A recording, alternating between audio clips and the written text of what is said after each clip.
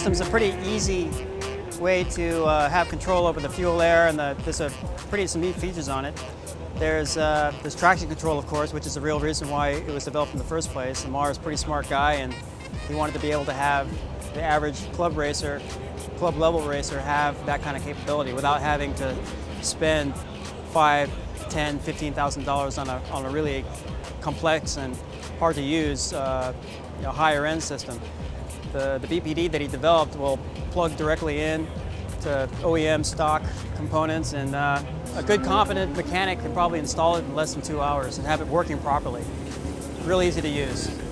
You spend anywhere from $1,200 to $2,500 on a titanium exhaust system, and it makes no more power than stock because you haven't remapped it.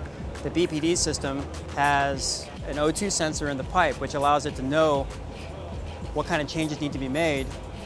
It's pretty easy to link up with a computer, the software that's provided, and see what those changes need to be, apply the changes to the bike, and then within 10 minutes you can go back out on the track and feel the difference. You do that a few times, and the bike is pretty much about as good as it's going to be. There's a target AFR, air-fuel ratio.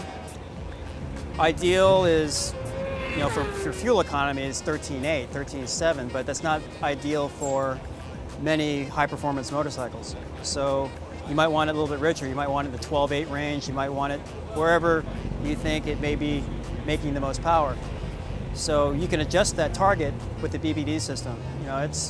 It's pretty easy to use. It's really available and it's very convenient. Conditions, there's altitude, humidity. It's much different going from, we came from Road America, and the changes that we made and applied to the maps that we've made over the last few days here at Mid-Ohio, they're not significant, but they're enough that we might have missed a couple of horsepower here or there had we not done that. There were some places where there were some big changes that obviously the bike wasn't running right. We ran a map cycle, and hey, the guy isn't complaining anymore. It's carbureting well. It's top speed's up. So yeah, it's actually something you can see work.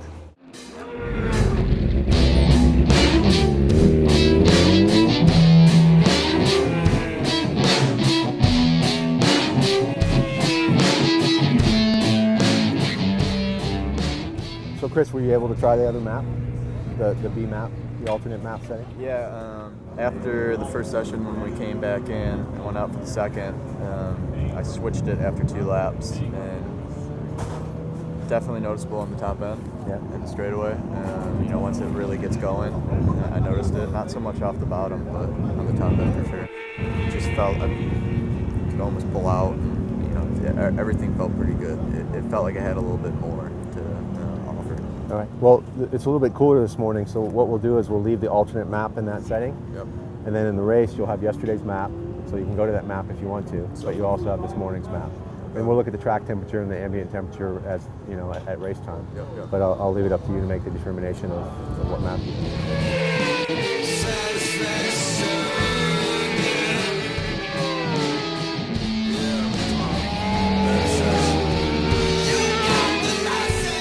So an issue we were having in yesterday's race is that the drivability of Chris's bike, he felt like his bike under acceleration, when the rear tires started to spin, he just felt like it wasn't as easy to drive as he would have liked it. And we addressed that. We looked at the air fuel, and what we figured out was that the bike was a little bit lean.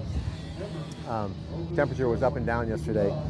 So this morning we built an alternate map, and the map switch here allows you to go from one map setting to a second one. So what we usually do traditionally is we move yesterday's map to the bottom position, and that's what Chris goes out on, and then he has the option of trying the alternate map in the other position. And this morning we started on yesterday's map, and then partway through the session he moved to the alternate map, which is the new map that we built. And we used the Bazzaz software to build that map. So what's your impression of the second map, Chris? Well, yeah, it's very convenient, I guess, to be able to test both of them in one session. You get to do it back to back. And from yesterday, when we went to the alternate map today, you could tell, I could tell almost instantly on the top speed, it just felt like it had I guess it didn't feel so lean. It felt like it really had a little bit more power to kind of pull up on those guys on the straightaway, you know, the top end. So I think the change we made will be a positive one. And, we'll see in the race. Hopefully everything goes as planned.